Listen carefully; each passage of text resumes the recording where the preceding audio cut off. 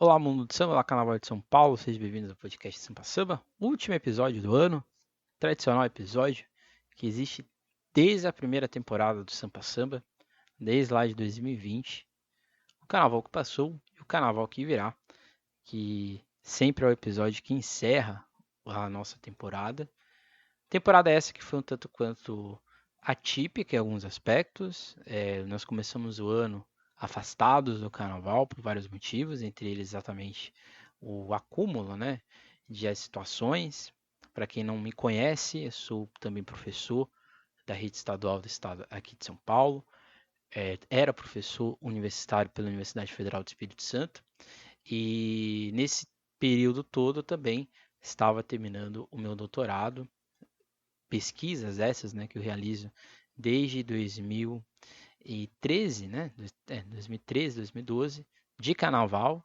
Então, o mestrado sobre a Nenê de Vila Matilde, o doutorado sobre a Gaviões Fiel, e eu nunca parei, né? Então, nesse meio tempo, também participei de coberturas de carnaval pela SASP, pelo Sambista da Depressão, então eu resolvi parar, né? E em 2024 foi o ano de retorno também das atividades do podcast, e também aí de entender o cenário do Carnaval de São Paulo, cenário esse que é bastante tumultuado para quem faz produção de conteúdo referente às escolas de samba de São Paulo.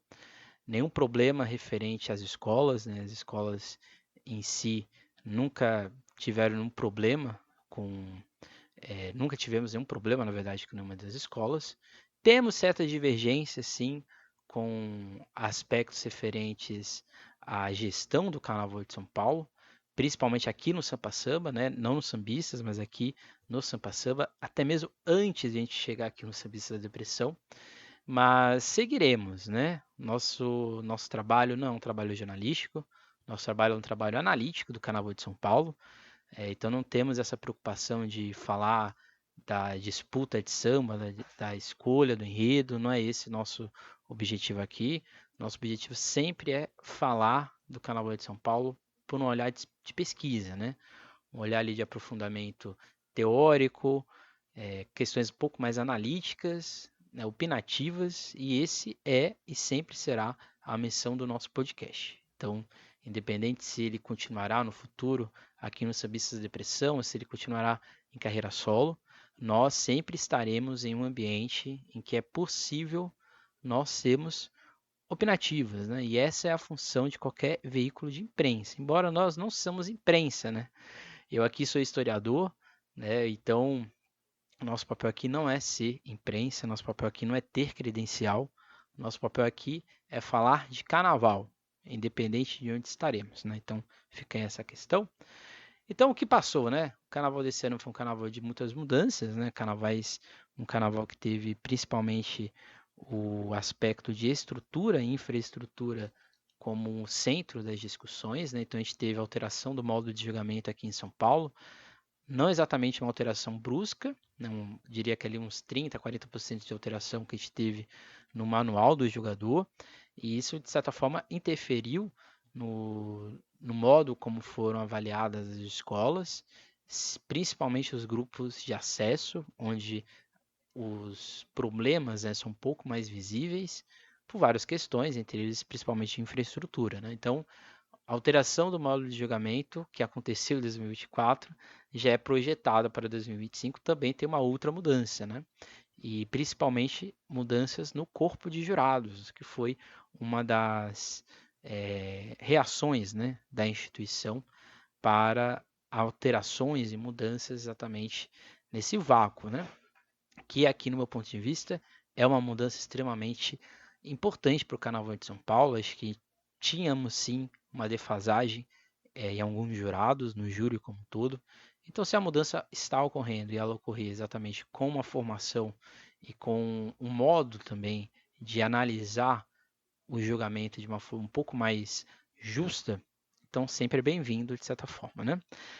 A gente teve o crescimento da infraestrutura de CIDs, que é uma coisa extremamente positiva, né? Então a gente teve uma espécie de novidade, se podemos dizer, que é exatamente essa interligação entre alguns setores no AMB, principalmente ali na arquibancada monumental, os setores ali do setor A, B e C, né, que tiveram ali uma interligação.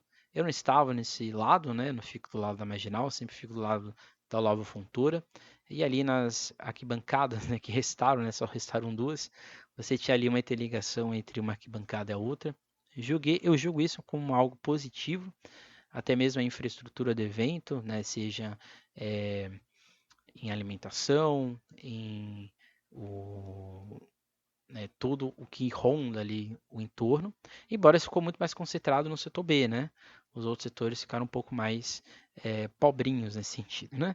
Mas quem sabe para esse ano a gente não tem isso, né? Acho que a única crítica que a gente faz na infraestrutura do Dicile não é, acho que, uma competência da instituição que organiza o carnaval, aí já é uma questão da prefeitura e da instituição que organiza o Carnaval de São Paulo na infraestrutura, né? Que é o Distrito AMB, né? Que ali já é outra história, não vem aqui ao nosso caso a pontuação desse aspecto. E essa infraestrutura, ela é extremamente, né? Ela acontece principalmente na questão ali de banheiros, na questão de alimentação. Eu acho que poderia ter uma maior diversidade nesses aspectos, mas a gente sabe que é um evento, de certa forma, público-privado, em que há contratos, há também vários interesses por trás, mas em relação ao que aconteceu em 2023, foi muito melhor, né, de certa forma. A gente tem uma questão que é um tanto quanto nebulosa, que é o aspecto do distrito AMB, né, referente ali à área de concentração das escolas. É um projeto já a longo prazo, que está acontecendo desde a gestão do então prefeito João Dória e do então prefeito Bruno Covas, e que se efetizou na gestão atual do prefeito Ricardo Nunes, né, que é exatamente essa concessão para a GL Eventos, uma concessão ali que tem, se não me engano, 30 anos, e você tem ali várias alterações no entorno do AMB, e isso vai aos poucos, né? Conforme vai passando os meses, vai chegando ao Sambódromo e provavelmente para 2026, né?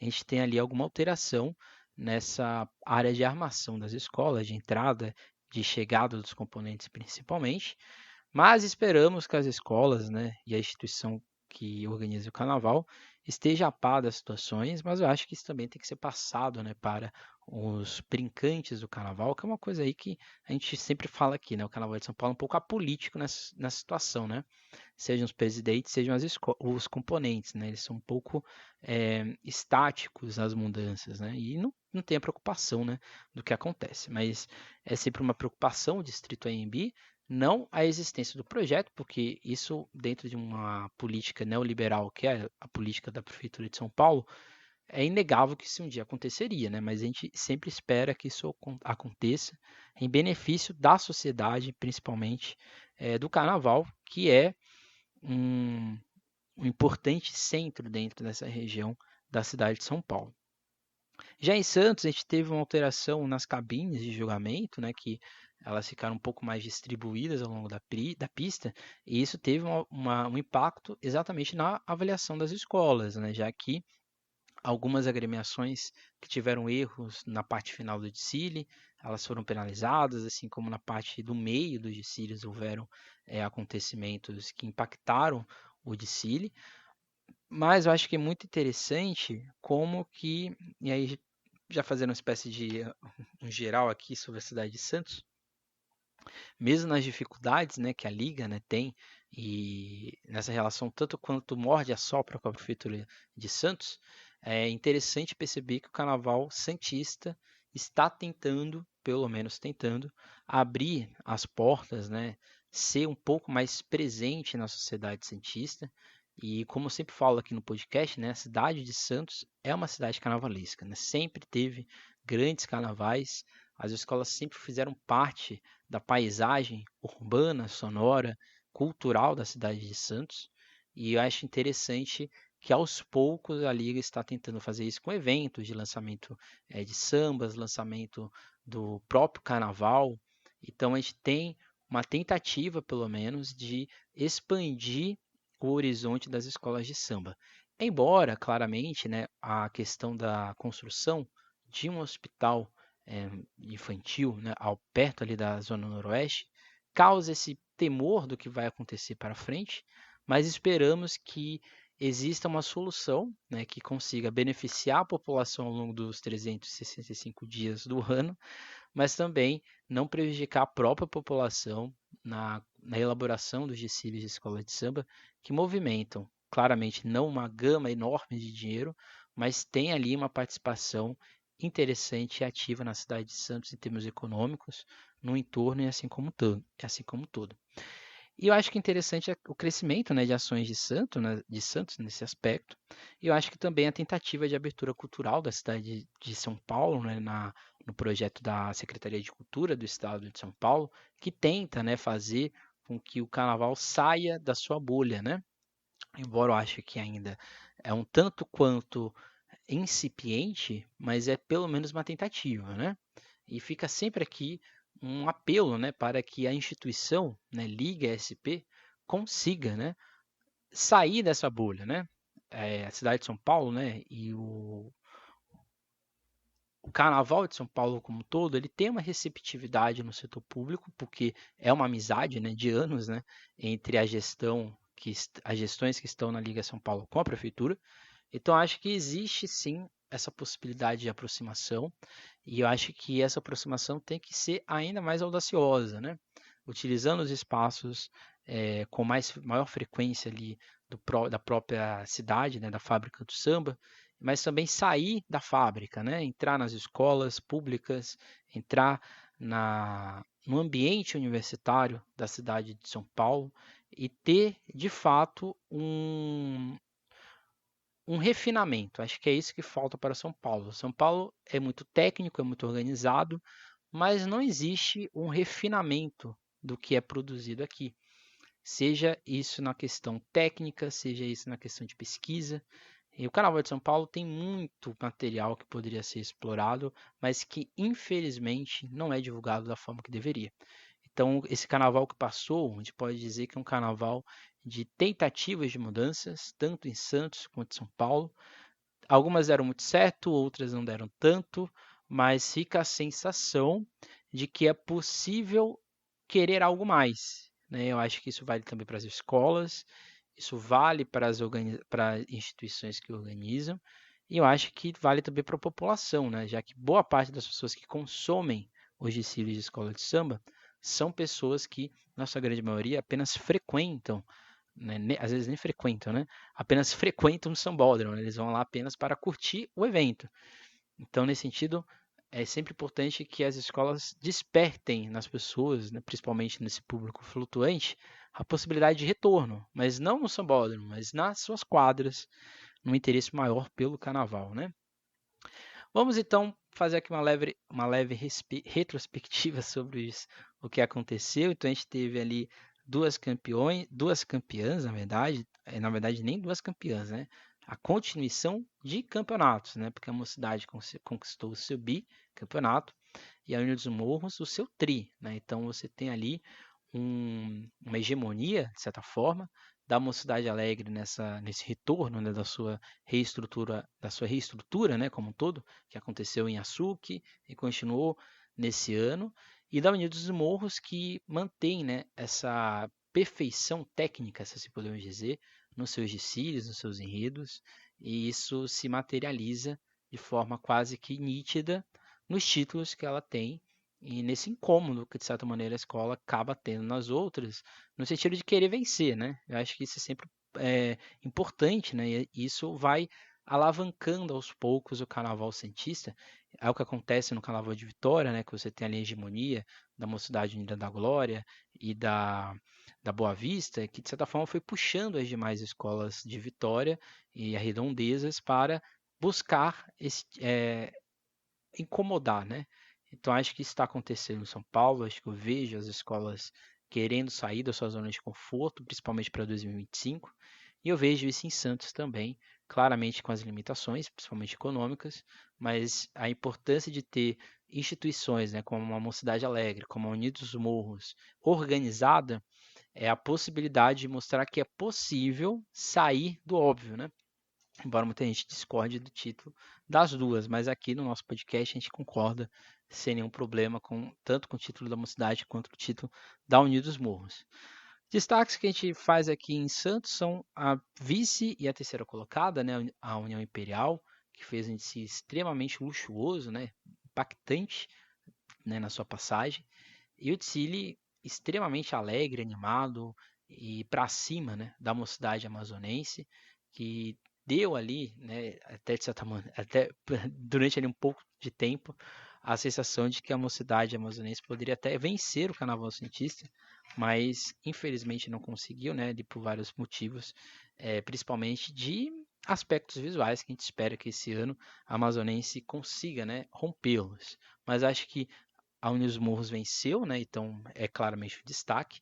Mas acho que os outros dois desfiles que são destaque no Carnaval Santista é o da Amazonense e da União Imperial, que de fato fizeram ali cada um ao seu estilo, impactos, né? Das mais diversas possibilidades, né? Em São Paulo a gente tem destaques, eu acho que de 3 desfiles, além da campeã. Eu acho que a Tucuruvi, né, esbanja, não precisa nem de muitas complementações, mas foi um desfile de reestrutura da escola, em termos de confiança, até mesmo em termos de protagonismo. A Tucuruvi se tornou uma protagonista durante o desfile e após o desfile, e até hoje está sendo protagonista do Carnaval de São Paulo. E é importante, né, e interessante que a Tucuruvi consiga, e ela tem condições para isso, de para 2025 ir além do que ela já fez em 2024.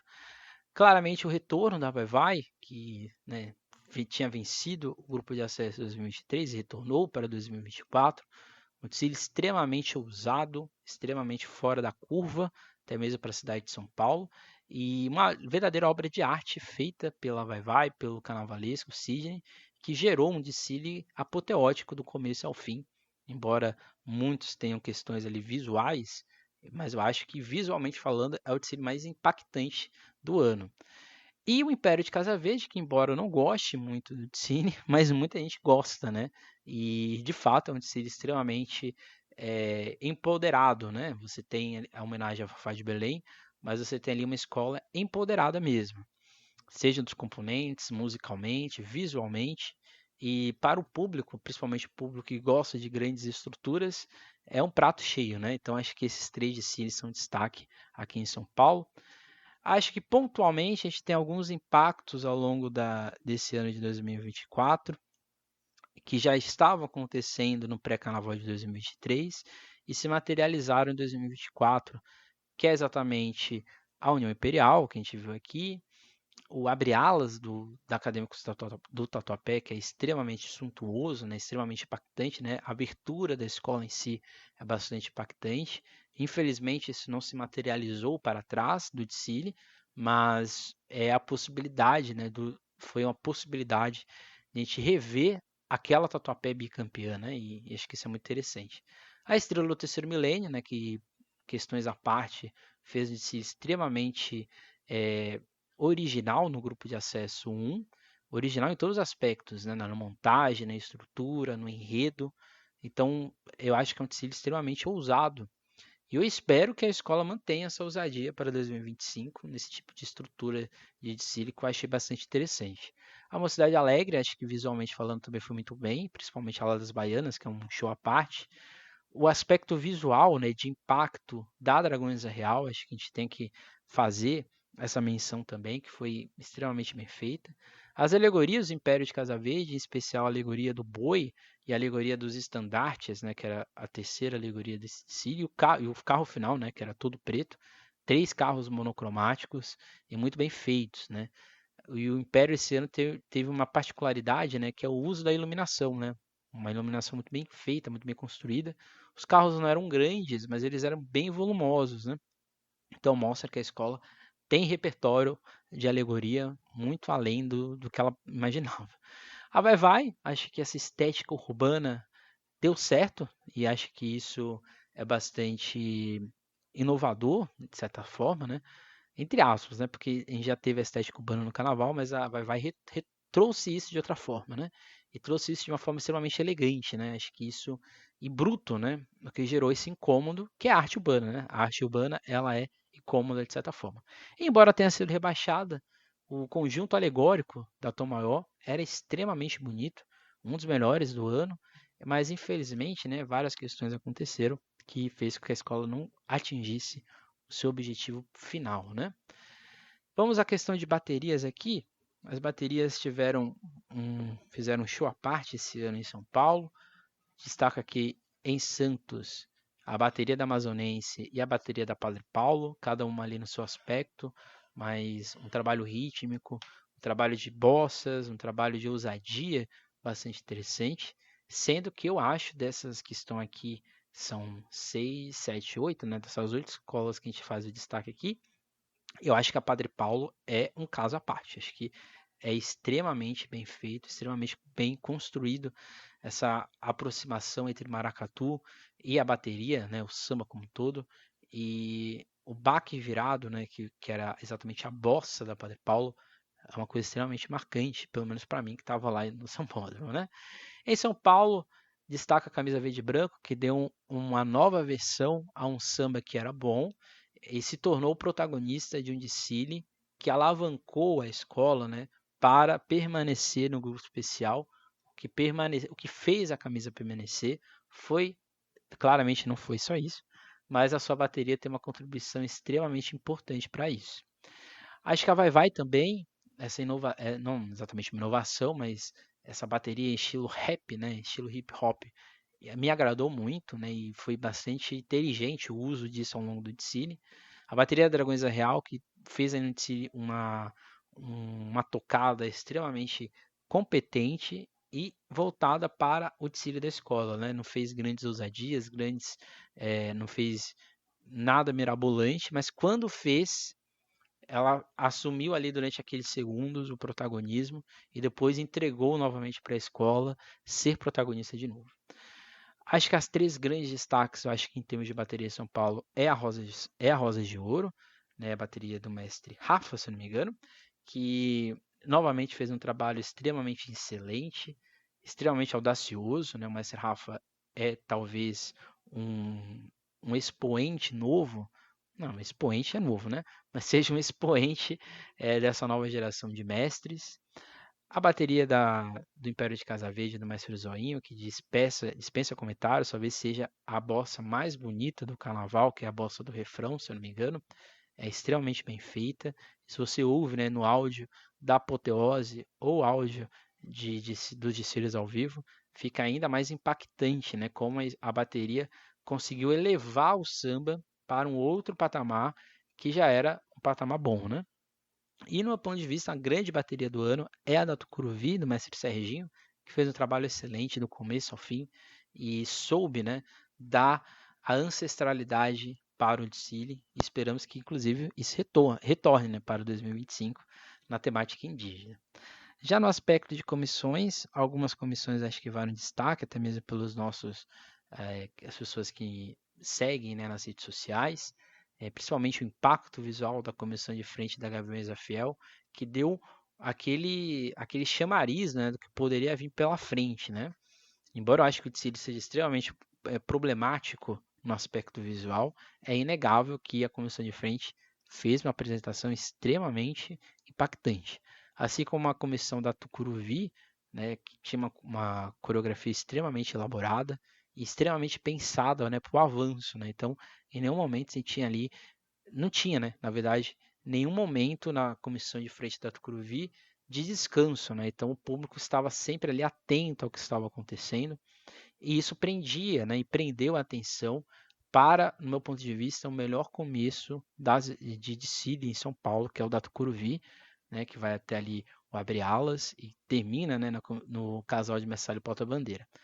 Destaques, eu acho que também para a comissão de frente da Estrela do Terceiro Milênio, que faz um resumo do enredo e tem a sua ousadia, né, de trazer a homenageada logo no tripé da comissão. Eu acho que isso foi uma ideia extremamente interessante e trazer junto dela uma representação do PRVG, que era exatamente que é o grande, né? Foi uma grande inspiração e a Vovó Cici é uma continuidade, né, do legado do PRVG.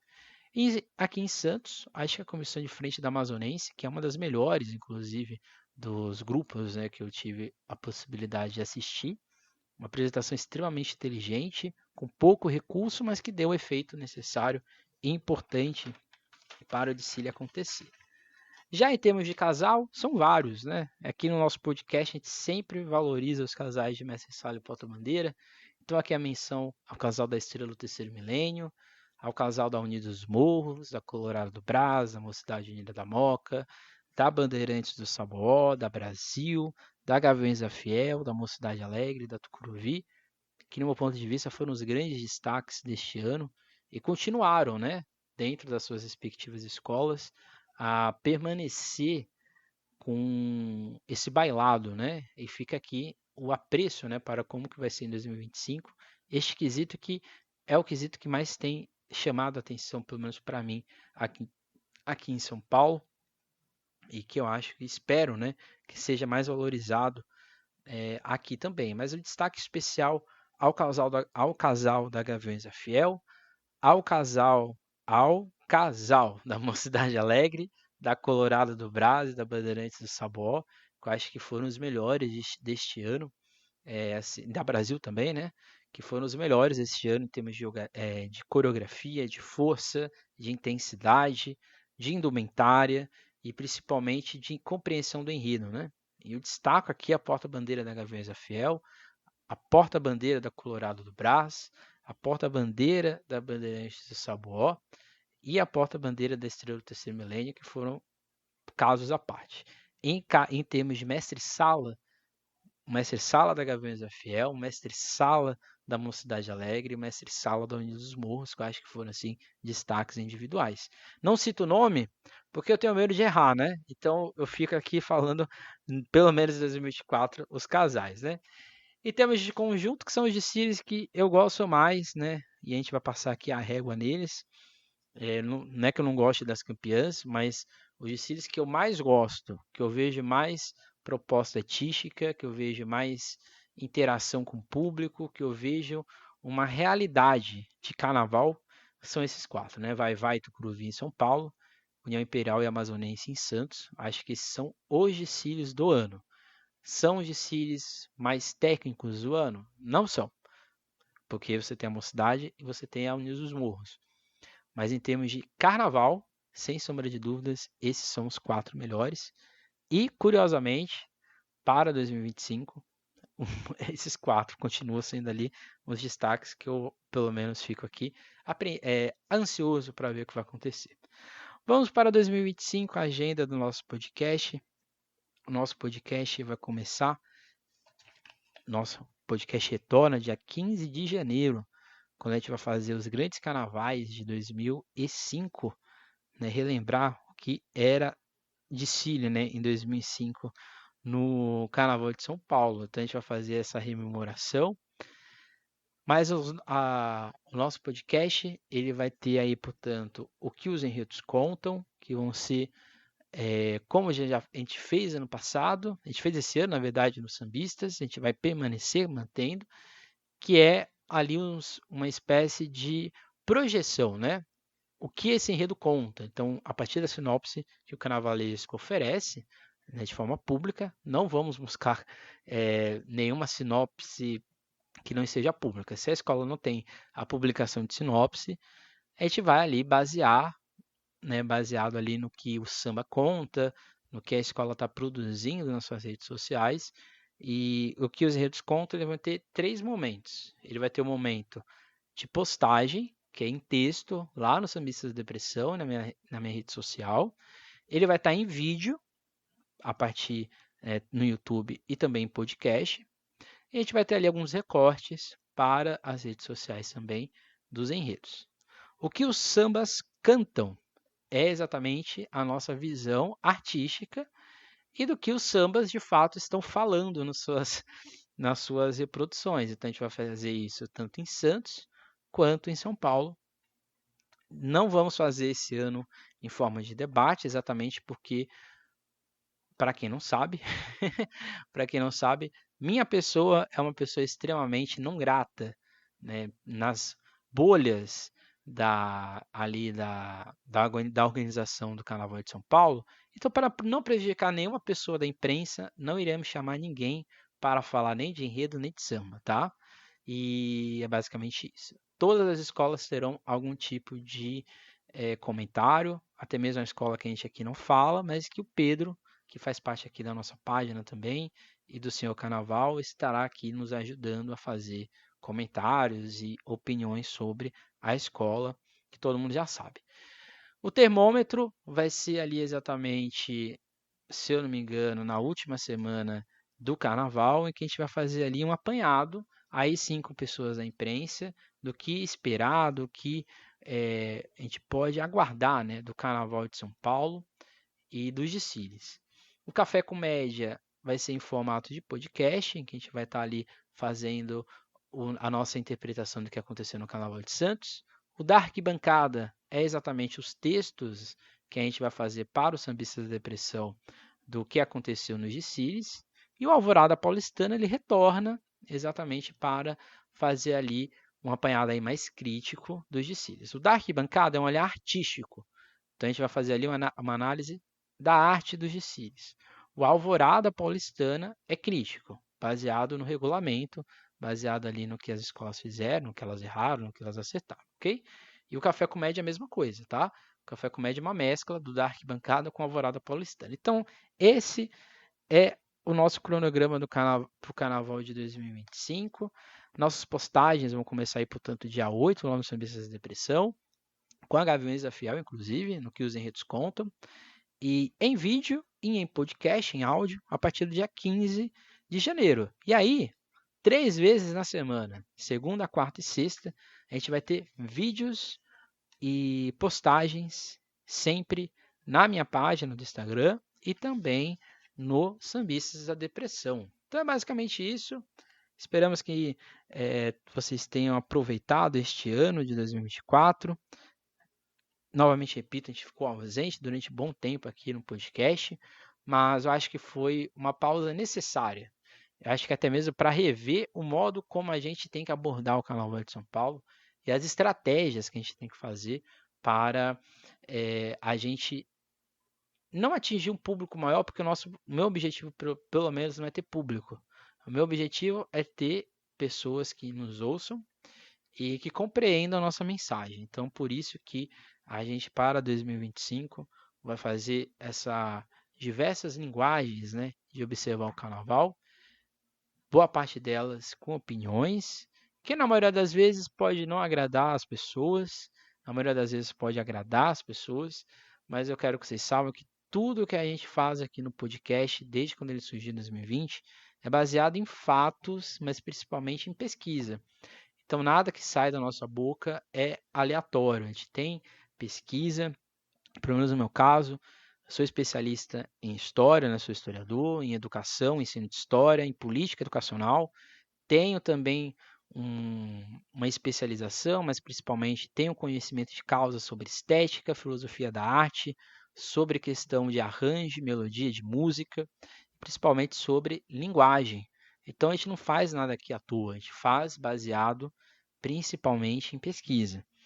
Claramente, nem sempre nós iremos agradar, mas a gente tem que falar, a gente tem que abordar, porque o carnaval é uma produção artística, é uma produção principalmente popular, e ela sempre vai precisar e ela sempre vai ficar maior quando a gente tem mais pessoas falando de desfile.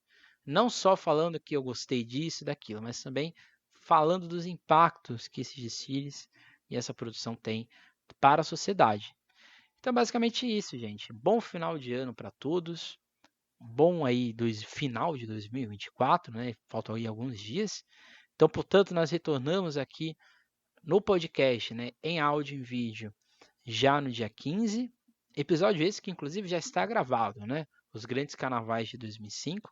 Muitos episódios já estão gravados, muitas das postagens já estão feitas, mas elas vão começar aí ao ar, portanto, a partir do dia 8, lá no Sambistas da Depressão, com as postagens em texto sobre os enredos de São Paulo. Então é isso, gente. Bom final de ano. Nunca esqueçam e nunca deixem de sambar. Até mais e tchau.